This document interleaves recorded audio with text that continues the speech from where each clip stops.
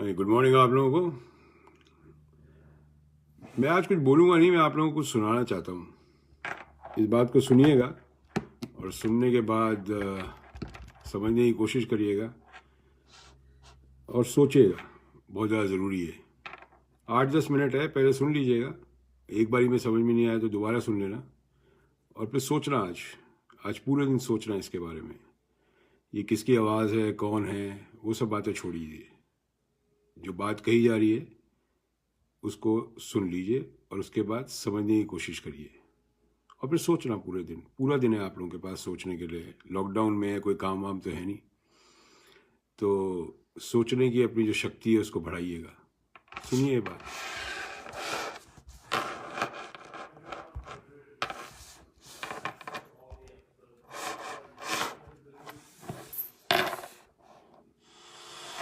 ये एक आपसे जो आप ध्यान देना विशेष रूप से, मैं कुरान की एक आयत आज कोट कर रहा हूं, गुरु महाराज की बताई हुई है और वेरीफाइड है।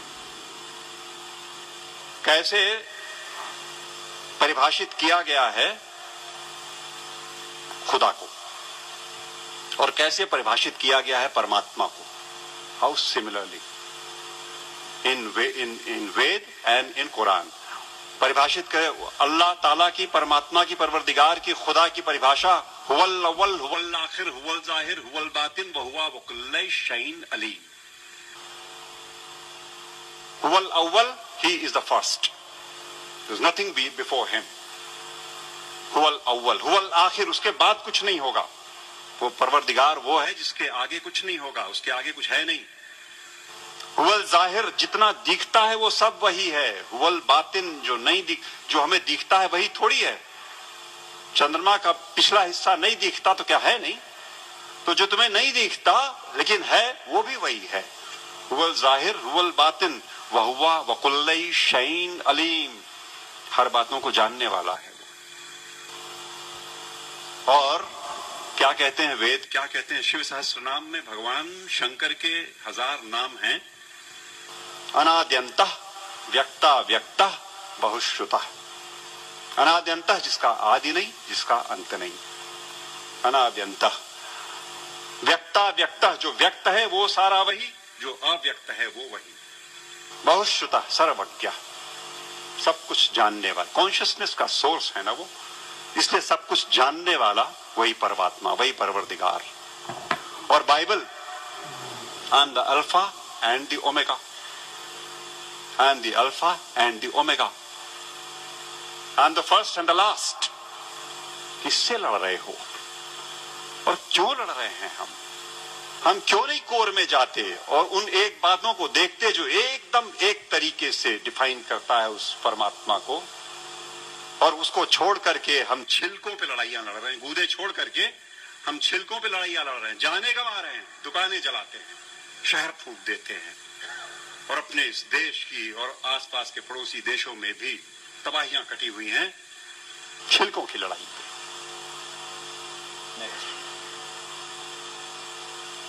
सूफी फकीर कहता है अन अल हक, ट्रांसलेटेड इट मींस अहम ब्रह्मास्मि, आई एम द सेम। अन अल हक, ये सूफी फकीर बोलते हैं। लेकिन हम हैं कि लड़ने से बाज नहीं आने वाले।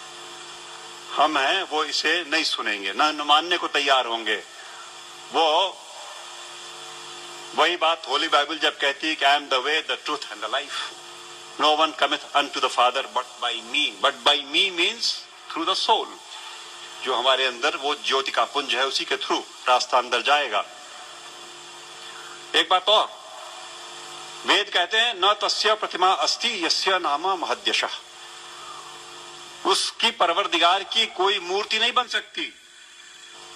वेद कहते हैं। निराकार ब्रह्म को जब परिभाषित करते हैं तो कहते हैं न तस्य प्रतिमा अस्ति यस्य नाम महद्यशः। गुरुजी बैठे हुए हैं, कुछ अगर खोट हो तो टोक देंगे। वो जो मूर्ति पूजन गलत नहीं है, अपने हिसाब से उन्होंने कहा वो इनिशियल स्टेजेस में आपके लिए ठीक है, करो आप, भाव आपने वहां प्रतिष्ठा की, आपको परिणाम देगा। लेकिन सच मायने में जो निराकार पर ब्रह्म है उसकी मूर्ति नहीं बननी। तो बातें फिर वही सारी की सारी जहां एका है वो देखेंगे नहीं, जहां झगड़ा है वहां बैठे हुए हैं, वहां हथियार निकाल लिए हैं। नेक्स्ट, सच बात तो यह है कि आज की दिक्कत यह है कि ये अधर्म जो है ये धर्म के रूप में चला आया है। समस्या ये हो गई, जो नहीं करने लायक बातें हैं उन्हें हम मानते हैं कि ये धार्मिक है। सती प्रथा थी कभी इसी देश में ना, 6 साल की बच्ची का ब्याह कर दिया, उसे शादी पता नहीं, गुड़िया गुड्डी खेलती हुई, और वो बैठी और मिठाई खा करके बीवी बन गई, पत्नी हो गई। और बगल के गांव का लड़का 8 साल का किसी बीमारी में चला गया, अब ये सती हो गई। अब इसे चढ़ा दो किसी ढेर सारे लकड़ी के ढेर पे और लाठियों से पीट के और ढोल डपाटे मचाते हुए सती कर दो। पागलपन। It was never a prescription of any of the religions that we have. लेकिन वो एक बार धर्म मान लिया लोगों ने तो अपनी बेटियों को जला दिया। दिक्कत तब है जब देश में अधर्म धर्म का लबादा ओढ़ के आता है, लड़ाई लंबी हो जाती है। हम उसे धर्म मानते हैं जो अधर्म है। अभी चल रहा है, मैंने कैंपेन किया जबलपुर में, एंटी क्रैकर कैंपेन। दिवाली पे मर्यादा पुरुषोत्तम भगवान राम के आगमन के नाम पे ये देश विश्वनाथ जी 6000 करोड़ रुपए का बारूद अपने आसमान में भरता है। 6000 करोड़ का बारूद उस देश में जहां दिवाली के दिन करोड़ों के हाथ में एक बताशा नहीं और एक दिया नहीं। अधर्म। जुआ खेलते हैं, शराब पीते हैं, दिवाली में लक्ष्मी जी प्रसन्न हो जाएंगी जुआ खेलने से। What a madness is that. लेकिन चल रहा है। अधर्म जब धर्म का लबादा ओढ़ के घुसेगा समाज में तो नहीं निकलेगा आसानी से। और अगर वो निकलेगा आपके प्रयास से, आप जगे हुए लोग हैं, आपके प्रयास से जाएगा। राह चलतों के प्रयास में से वो बात नहीं आनी, वो समझ ही नहीं सकते। या आप सुन तो रहे हो, आप शायद समझ भी जरूर रहे होगे। इस देश का एक बड़ा हिस्सा इन बातों को न सुन पाएगा न समझेगा। धैर्य नहीं उसके पास, समझ भी नहीं उसके पास। और आवश्यकता इस बात की है कि अधर्म जब धर्म का लबादा ओढ़ के आए तो पहचान के इग्नोर कर दो। लड़ाई नहीं लड़नी, आवश्यकता नहीं उससे लड़ाई की। It only needs to be ignored and probably that will do the trick. Next, सच बात तो यह है कि हम, जैसा मैं कह रहा था, कि हम छिलकों की लड़ाई में लगे हुए हैं, गूदे की ओर ध्यान नहीं दे रहे। और मेरे घर पे मैं शाम को आसपास के मोहल्ले के गरीब बच्चों को पढ़ाता हूँ, थोड़े से। उन्हें रोज एक टॉफी एक बच्चे को देता हूं, उनको इनकरेज करने को कि वो आए। और वो अब जाके थमा है, कुछ दिनों पहले वरना रोज का झगड़ा था। एक टॉफी लाल रैपर में, हरे रैपर में, पर्पल रैपर में। वो मुझे लाल चाहिए सर, मुझे हरी वाली चाहिए। लड़ने पे आमादा आपस में। और जिसे हरी मिल गई उछलता है, अंदर बिल्कुल एक चीज। लेकिन वो रैपरों की लड़ाई में परेशान। हमारा सारा देश आज इस धार्मिक रैपर की लड़ाई में गुथा हुआ।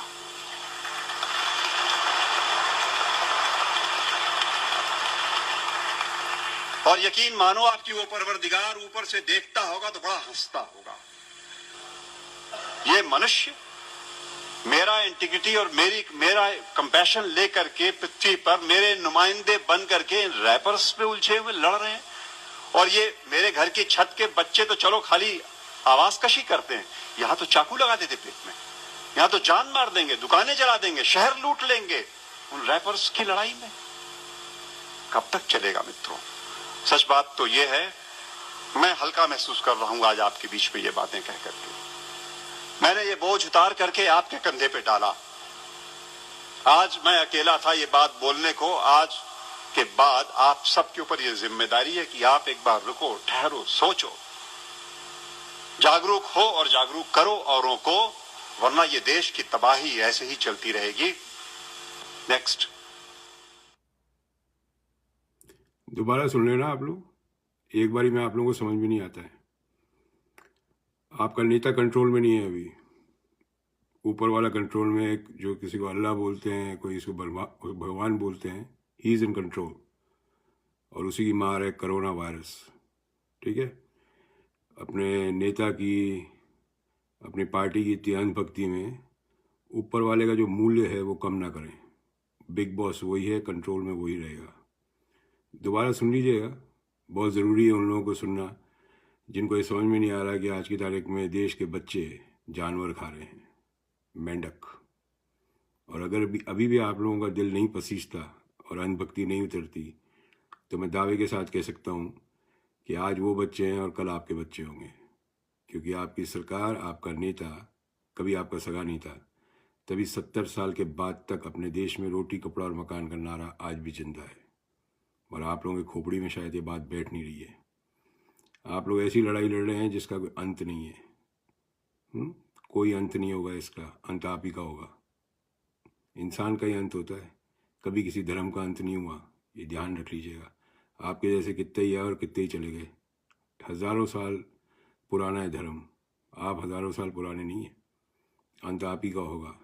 और अंत कितना दर्दनाक हो सकता है, कितना भयंकर हो सकता है, वो नीचे एक वीडियो डाला हुआ है जहाँ पे बच्चे मेंढक खा रहे हैं बिहार में। देश के बच्चे हैं वो, देश का भविष्य। हर एक बच्चा देश में जो पैदा होता है वो उतना ही इम्पोर्टेंट होता है जितना आपके नेता का बच्चा है। अपने नेता को इतने सर पे मत चढ़ाएं कि आपको ये पता ही नहीं लगे कि आपकी छत कब की उड़ गई। ठीक है, लगातार बोलते आ रहा हूँ मैं पिछले 5 साल से, और बोलता रहूँगा ताउम्र जब तक जिंदा हूँ। ये मेरा दायित्व है और यही मेरा कर्तव्य है। इसी को देशभक्ति बोलते हैं। बाकी आप लोग जानो आपका काम। ठीक है, if you really want to kill yourself, you better kill it today. Okay, दूसरों को मारने से अच्छा है आप खुद ही मर जाएं, क्योंकि देश किसी के बाप की भपोती नहीं है, किसी की नहीं है। देश का नाम ही सबसे बड़ा है। किसी नेता का नाम देश से बड़ा करने की कोशिश मत करिए।